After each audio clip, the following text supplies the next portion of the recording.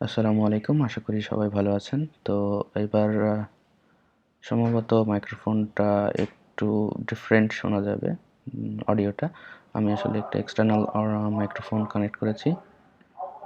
তো আশা করি এটাতে ভালোভাবে শোনা যাবে। ওকে? তো গত ভিডিওতে আমরা দেখেছিলাম যে কিভাবে ইউজারের একটা ডিফল্ট ইউজার ক্রিয়েট করতে হয় সিডারের মাধ্যমে এবং একটা ফ্যাক্টরি ক্রিয়েট করেছিলাম যেটা ক্লায়েন্ট ফ্যাক্টরি। আজকে আমরা আসলে দেখব এই ভিডিওতে সেটা হচ্ছে যে আমরা এখানে দেখব যে টাস্কের ফ্যাক্টরিটা আমরা কিভাবে তৈরি করতে পারি। তো টাস্কের ফ্যাক্টরি করার জন্য আমরা টাস্কের কিছু ডাটাগুলো আমরা আগে ফ্যাক্টরিতে তৈরি করব। তো আসলে টাস্কের মডেলটা তো এখানে আছে name, description, price, client ID এবং ইউজার আইডি।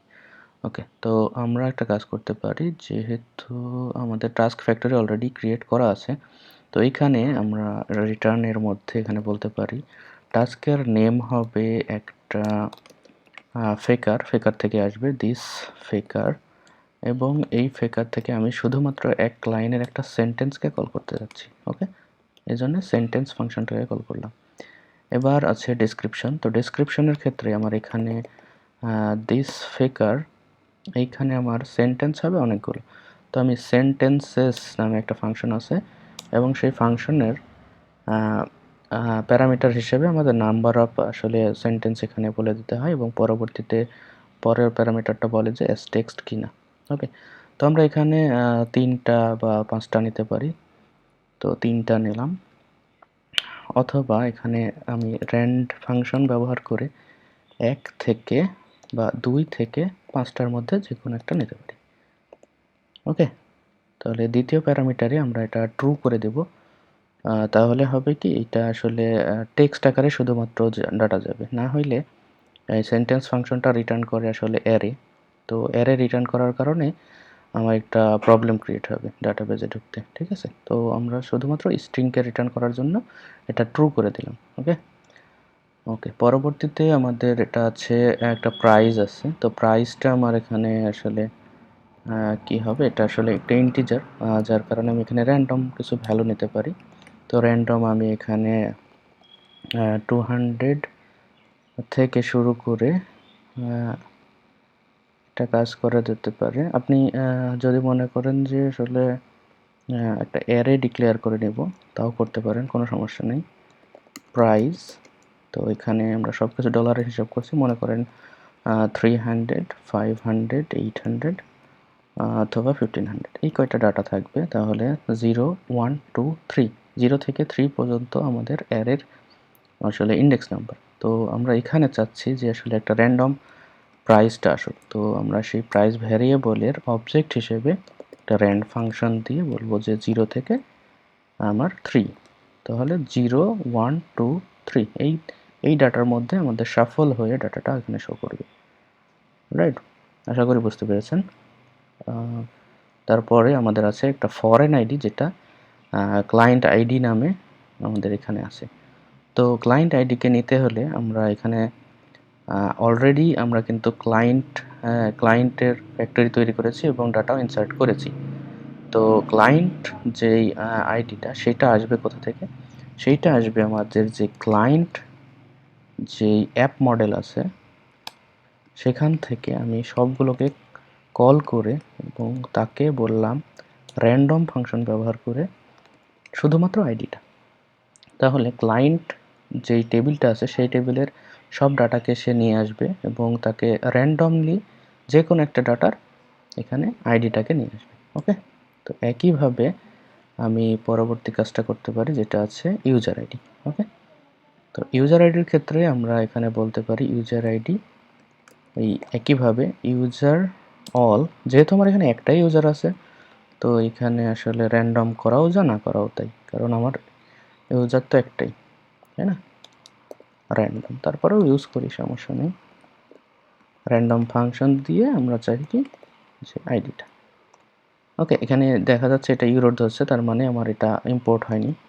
তো ইউজারকে ইম্পোর্ট করতে হবে, এখানে খেয়াল করবেন যে এখানে ইম্পোর্ট হয়ে গেছে, তাহলে ইউরোটা চলে যাবে। ওকে, অলরাইট, তাহলে আর মনে হয় কোনো ডাটা নেই এখানে আপাতত। ওকে, তো এখন আমাদের ফ্যাক্টরিটা আসলে ক্রিয়েট হয়ে গেল। তো এই ফ্যাক্টরি আমরা এখন সিডারে গিয়ে বলে দেবো যে আমার আসলে কতটা ডাটা দরকার। তো তার জন্য আমি টাস্ক নামের যেই অ্যাপ মডেলটা আছে সেই মডেলটাকে আমি ইম্পোর্ট করলাম।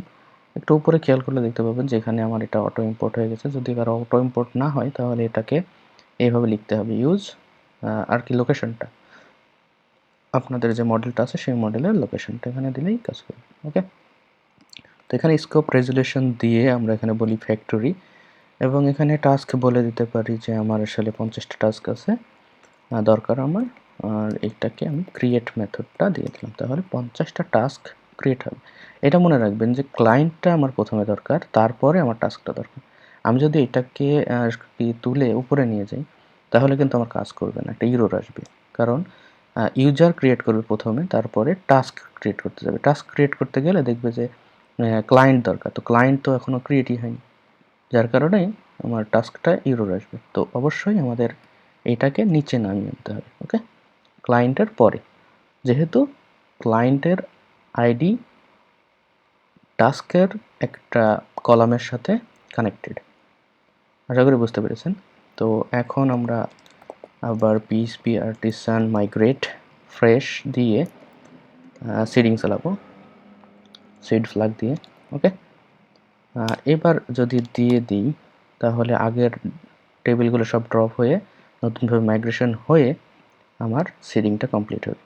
তো এবার টেবিল প্লাসে যদি যাই, আমি এখানে ক্লায়েন্টকে রিলোড যদি করি, আচ্ছা বাই দ্য ওয়ে, আমি যদি কোনো শর্টকাট ইউজ করি তখন এইখানে দেখতে পাবেন যে আপনারা স্ক্রিনে শর্টকাটটা এখানে ভিজিবল হবে। ঠিক আছে, তো আমি এখানে কমান্ড আর মারছি রিফ্রেশ করার জন্য, এইটাতে ক্লিক করলেও সেম কাজ।